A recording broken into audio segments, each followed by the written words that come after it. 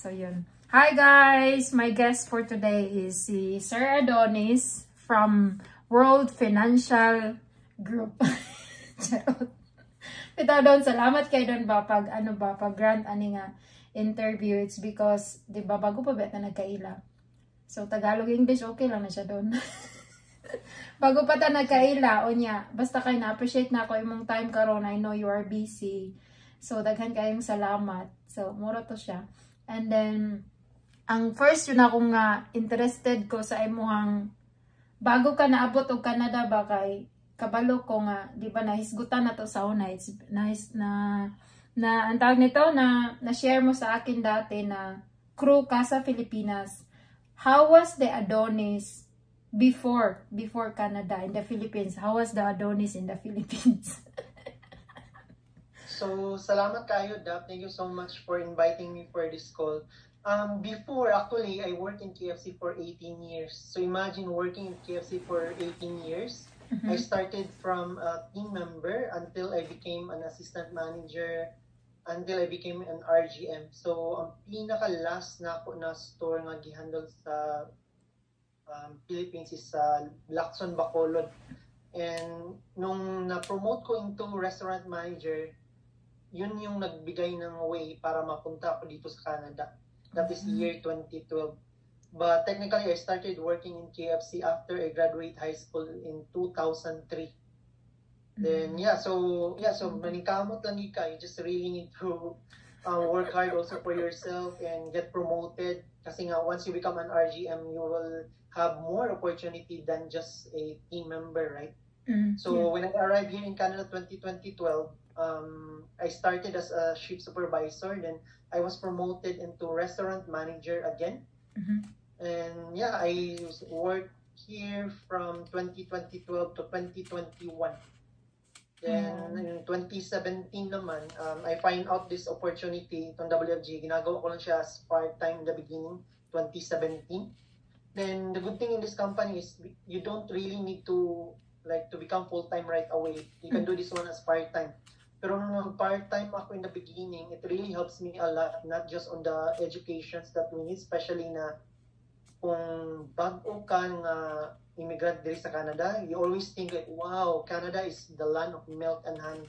Pero all of a sudden, when you arrive in Canada, oh my God, a lot of people is having a double job.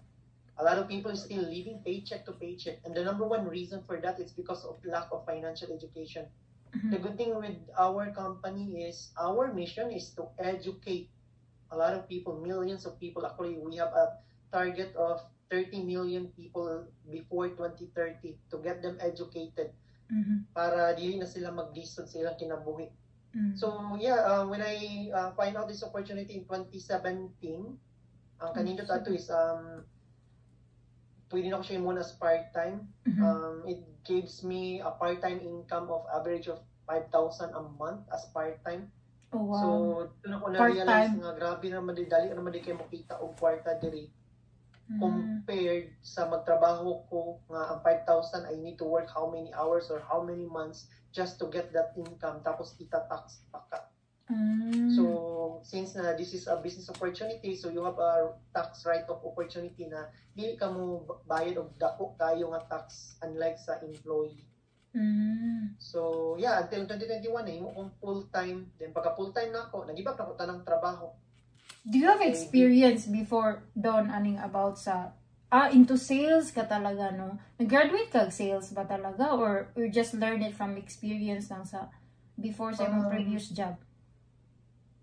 Ang kaninga company, you don't really need na graduate ka or wala siya requirements na educational background as long as you pass your license. Ang sa ako man, graduate ko po commerce major in entrepreneurship and management. Oh, so, I see. Yeah, more inline ra po. Dol ra siya, no. So how was the transition before, di ba, nagkuro ka tapos na-realize mo it's because of the income na ano ka sa income na you can earn this in a short period of time. So naglipat, nag-change of mind dayon ka na na ito na ang gagawin ko full time Do you decide kanang direct ka ba nag-decide na iiwan ko na tong pagiging crew sa fast food chains and then ito na ang gagawin ko? So actually, well, it takes 4 years for me before I really become full-time here in World Financial Group. In the beginning kasi, I'm so afraid to lose that income because as a restaurant manager, you always have a guaranteed income every bi-weekly. So regardless of you work or not, I always have this paycheck every single bi-weekly, every other Friday. So I'm so afraid to lose that income because I know that if I don't have a client here in WFG, I don't have like money, right? So it takes a guts. So on 2021, when there is a changes in our management, it makes me, it makes me decide to really leave my job and become full-time in WFG. And then all of a sudden I realized that why I did not quit right away with my job.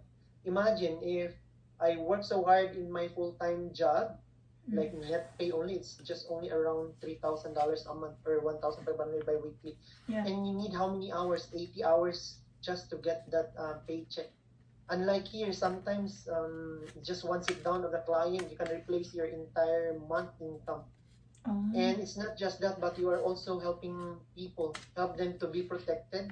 And at the same time, you help them to build their retirement, which is actually, that's my really goal, is to have a better service to each of my clients so that when they will retire, like they will not be same with those people who are already 70 years old and they are still working in Walmart, right? Because they did not prepare for their retirement. Actually, that's my goal.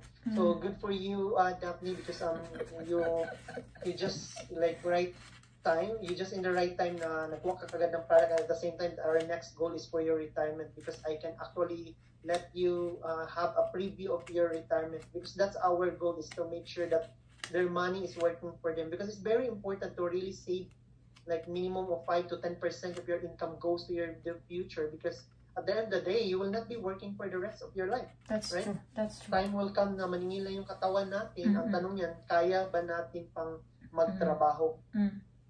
Or meron ba tayong enough na pera na kaya na natin mag-retire? If you can retire early, we can actually, there is a formula with that one. We have tools to identify or whatever numbers or whatever retirement nest that you want. Yeah, that's so, right. Yeah. Sakto kaya doon. So when you change doon, like then you decided this is what I'm going to do for the rest of like ganito na.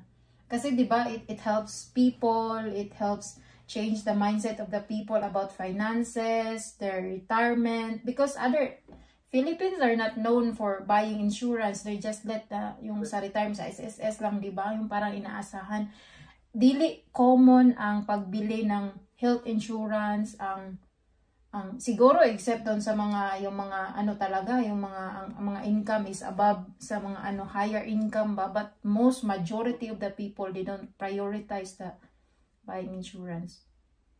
Correct. Actually, that's actually correct. And also that is the reason why a lot of people in Philippines are still poor. It's because of that not having the enough education.